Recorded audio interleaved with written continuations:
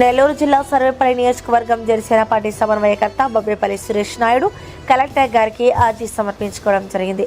మా సర్వేపల్లి గ్రామంలోని 5 కులాల వారు వినియోగించుకునేటువంటి కొత్తగుంట శ్మశానం సర్వేపల్లి గ్రామం ఏర్పడినప్పటి నుంచి కొత్తగుంట దొరుకు 300 ఎకరాలకి సాగునీరు ఇచ్చేటువంటి ఆ దొరువు పరిధిలోని పోరంబోకు స్థలంలో ఎవరైనా కాలం చెల్లితే అక్కడ పూడ్చిపెట్టేటువంటి పరిస్థితి. అయితే వర్షాకాలంలో ఆ చెరువు మొత్తం నీళ్లతో నిండిపోతే గట్టు ప్రాంతం కూడా మునిగిపోయి ఆ సమయంలో ఎవరైనా కాలం చెల్లితే శవాన్ని పూడ్చాలంటే మోకాల లోతు నీళ్ళలో వెళ్ళి గట్టు ఎక్కడ ఉంటే అక్కడ పూడ్చిపెట్టుకోవాలి.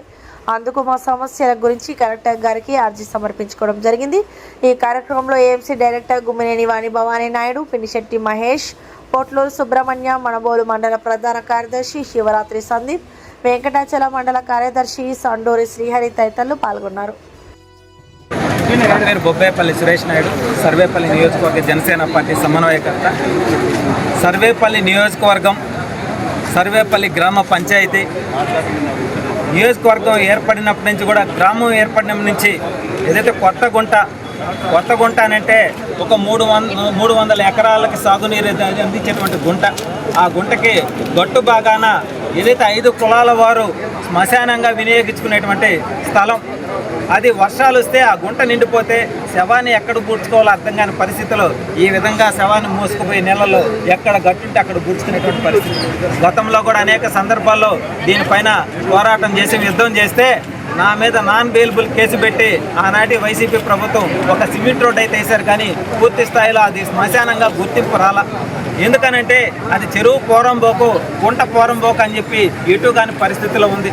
అందుకని చెప్పి ఈరోజు ఏదైతే మన జిల్లా కలెక్టర్ గారి దృష్టికి ఈ విషయాన్ని తీసుకొని వచ్చి వారిని ఒకటే వేడుకొను, అయ్యా మీరు పెద్ద మనసు చేసుకొని ఒక్కసారి వచ్చి అక్కడికి వచ్చి పరిశీలించి సర్వేపల్లి గ్రామంలో 5 కులాల వారు వినియోగించుకునేటువంటి శ్మశానానికి సంబంధించినటువంటి ఆ స్థలాన్ని మీరు పరిశీలించి అది చెరువు పోరంబోకు అయితే రికార్డులోకి తీసుకొని వచ్చి ఒక 2.5 ఎకరా వరకు కూడా శ్మశానానికి కేటాయిస్తే 5 కులాల వారికి శ్మశానానికి వాడుకునేదానికి బాగుంటుందని చెప్పి ఈరోజు ఒక వినతి పత్రం ఇచ్చి, ఎందుకంటే అది రికార్డ్స్లోకి లేకపోవడం వల్ల ప్రభుత్వం నుంచి వచ్చేటువంటి నిధులు కూడా శ్మశానానికి సంబంధించి కేటాయించలేకపోతున్నారు. కాబట్టి ఇది ఎన్నో ఏళ్ళ సమస్య.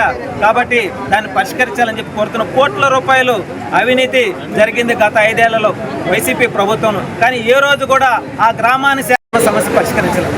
ఏ గ్రామానికైనా సరే పెద్ద భవనాలు కట్టుకున్నా అవి శాశ్వతం కాదు, చివరికి 6 అడుగుల నేలలోనే పడాల్సిందే. కాబట్టి అటువంటివి కూడా ఇలా ఉంటే చాలా ఇబ్బందులు. కాబట్టి కూటమిలో భాగంగా ఏదైతే జిల్లా కలెక్టర్ గారి దృష్టిలో పెడితే వారు అక్కడికి వచ్చి పరిశీలించి ఆ సమస్యను పరిష్కరిస్తారని చెప్పి ఈరోజు విన్నవించుకున్నాం. మీడియా మిత్రులు కూడా తెలియజేస్తాం, ఏ గ్రామంలో అయినా సరే సర్వేపల్లి నియోజకవర్గంలో ఎక్కడ సమస్య ఉందన్నా మేము ముందెళ్ళి ఆ సమస్యను పరిష్కరించేదానికి మా వంతు మేము అడుగుల ముందుకు వేస్తాం. అయితే ఇది మా సర్వేపల్లి గ్రామం అంటే ఒక చరిత్ర.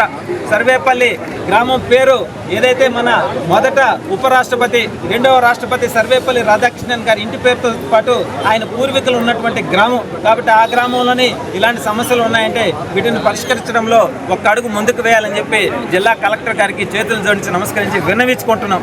ఈ వీడియో కనుక మీకు నచ్చినట్లయితే లైక్ చేసి షేర్ చేయండి. మరిన్ని లేటెస్ట్ అప్డేట్స్ కోసం మా ఛానల్ ని సబ్స్క్రైబ్ చేయండి.